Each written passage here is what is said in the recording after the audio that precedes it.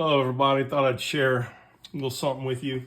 For those who wonder sometimes why, um, I, I hate the term, but boutique amp builders, why they're so much more expensive than whatever you would buy at Guitar Center that's built in Mexico or China or wherever else overseas. Well, here's an example why.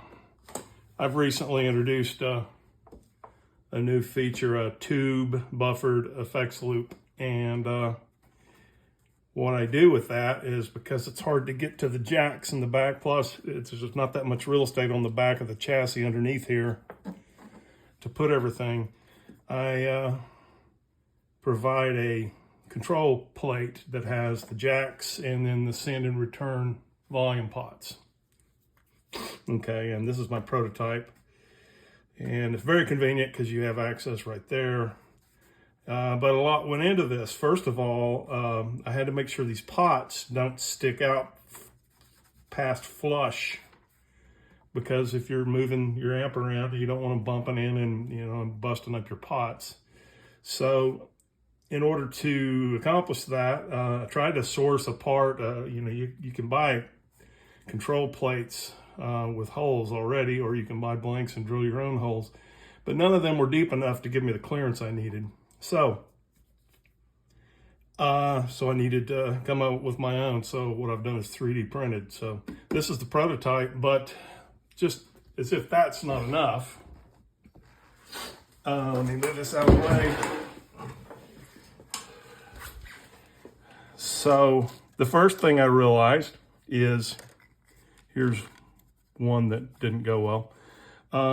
When I am putting, the back panel that this is going to mount to is flush with this chassis, and you've got these jacks on the back that have to clear.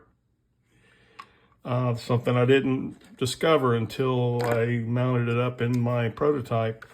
So the jack, when they're both on the same plane, the pots and the jack holes, they don't clear the board very well. In this case, the tube effects circuit is on a piggyback turret board that I mount above the regular turret board, and they don't clear it. Now, in the prototype, it just so happens that they didn't hit anything that caused a short, but you can't guarantee that for every different design. So what I needed to do was, to solve that problem, I modified my model, and I made two levels. This one up, not as shallow or not as deep. It doesn't need to be as deep because all you need is to access the jacks, but you still have the clearance for the knob.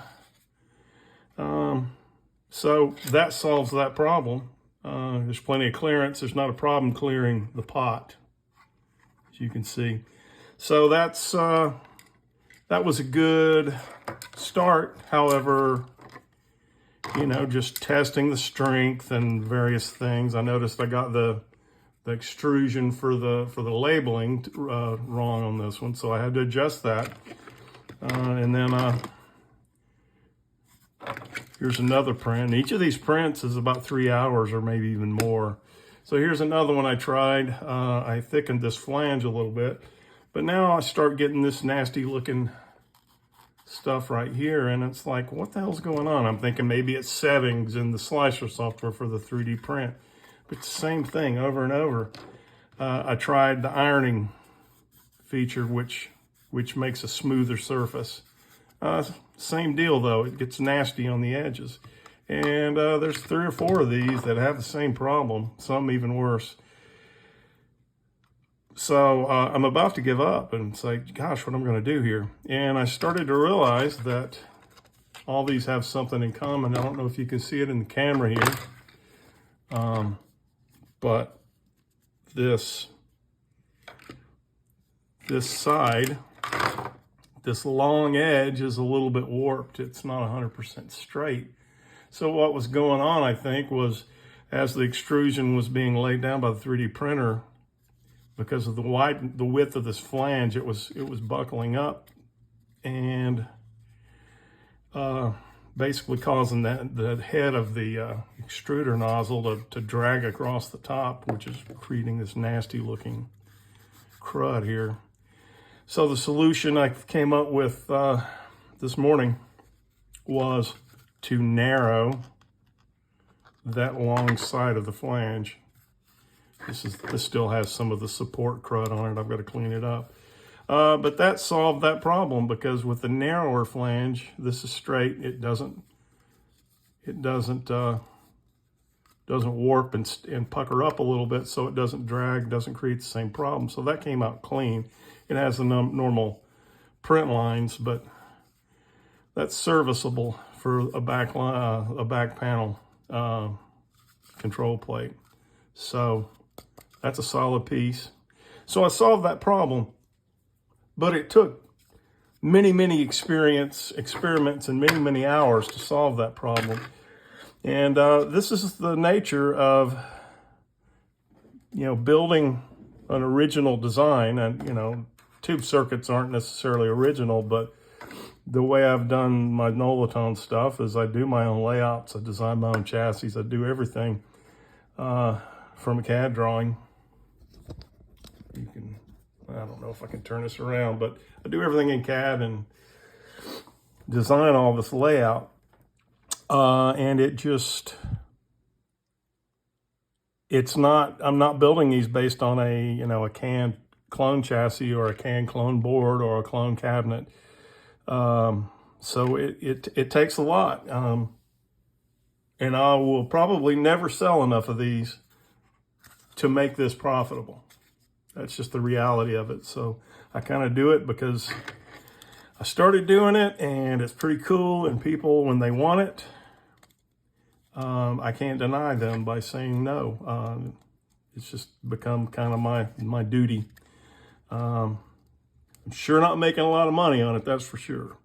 I've heard people talk about, the price is so high because of the R&D cost. Well, yeah, I have every bit as much or more. My prices aren't nearly as high as some of the people I've heard say that, although I really probably should bump them up a little bit. But anyway, I thought I'd share that with you, what goes into this madness. And this is going to work really nice.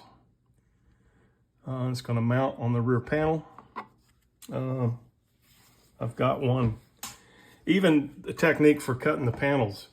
I laser cut as much as I can of the plywood, and then I'm drilling holes that match the radius, and then I'll have to jigsaw the way through it. But this way assures that it is a straight aligned hole when I'm done, that won't, you got to have a process if you're cutting a brand new panel. This is not a brand new panel. This is off an old amp. But if I'm doing this for a new build, I'm cutting into a brand new panel, and I can't make the mistake of marking something incorrectly or making some mistake like that ruins the panel. So I have a model that I use on my laser cutter, laser engraver to mark this out. And that's a groove. That groove's about maybe 1/4, 3/8 of an inch thick, and that should serve as a guide for a jigsaw to get an accurate cut. So anyway, thanks for listening, and keep on rocking and keep on picking. God bless America.